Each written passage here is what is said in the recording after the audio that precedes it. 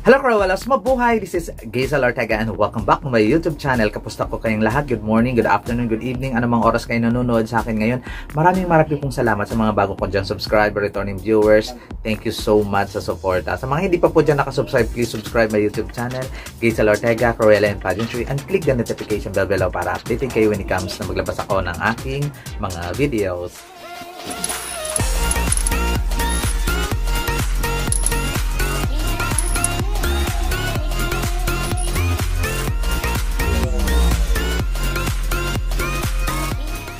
Hola, mabuhay! Yes guys. At ano natin, ang maglalabas ako ng aking best performance doon sa gala night, sa dinner, welcome dinner ng Miss Grand International 2023. Kung sino nga ba ang nag-stand out sa akin, kung sino, top 10 lang yung kinuha ko kasi okay naman.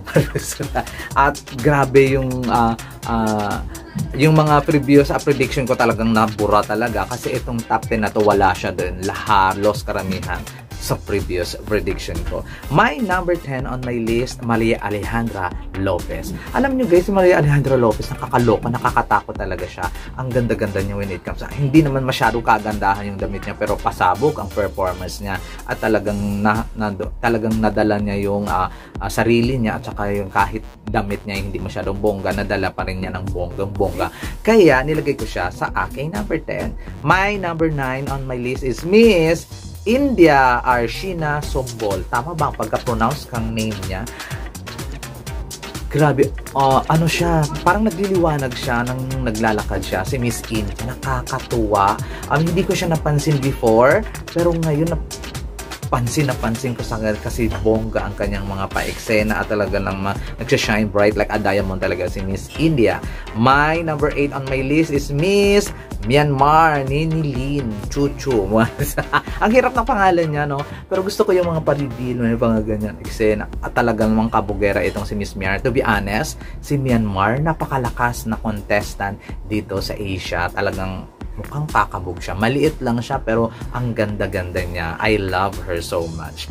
My number 7 on my list is Miss Puerto Rico, Cristina Ramos. One of the best Latina na nag-perform talaga ng bonggang-bongga doon sa Miss Grand Welcome Dinner Party nila. Talaga magkasunod kasi sila ng Philippines at talagang bardagulan yung mga ganong leveling talaga. Puerto Rico ayaw, pakabog ni Cristina Ramos at talagang niligwak niya yung ibang mga Latino when it comes talaga.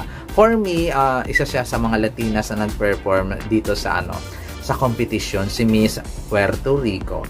My number 6 on my list. Indonesia, Rita Shawel Great.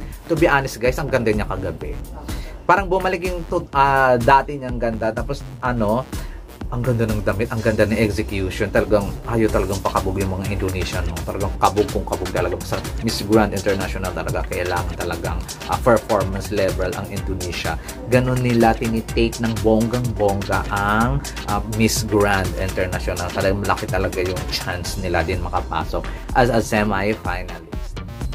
At ngayon papasok na tayo sa aking number 5. My number 5 on my list is Miss Philippines, Nikki Demora. I love sa mga pa-eksena niya lahat. I love her dress. I love everything. I love the makeup. I love the pasarela. And I love the, what do you call this? Yung yung confident siya doon sa sa welcome dinner party nila, pero hindi ko masyadong bet yung hair. I know na may pinoportray siguro sila sa finals or sa semi-final, sa preliminary competition, pero hindi ko pa na-achieve at hindi ko pa nakikita yung best hairstyle ni Miss Nikki Demora dito sa Miss Grand International. Kaya nilagay ko lang siya sa aking number 5. My number 4 on my list is Miss Thailand, Tawiform Kinembolar. Hindi ko alam yun. Hindi ko paano i-pronounce yung apelyido nga. Basta si Tawiform na lang. Tawiform, yun na lang yung pangalan niya. Wala na. Grabe, amazing, very confident sa kanyang pink Kinembolar casual dress. Ang ganda-ganda niya talaga lang naman. Nalulungkot nga ako kasi wala siyang mga picture dito sa sa Miss Grand International Facebook page or sa mga social media. Silang dalawa ni Miss Nikki Demora, wala talaga. yung pagdating lang nila doon, arrive lang nila doon sa Hanoi, Vietnam, yun lang yung mga picture nila. Pero the rest, wala na talaga. Kumbaga, hindi sila pinagpapansin at pinagtutuunan ng pansin ng cameraman.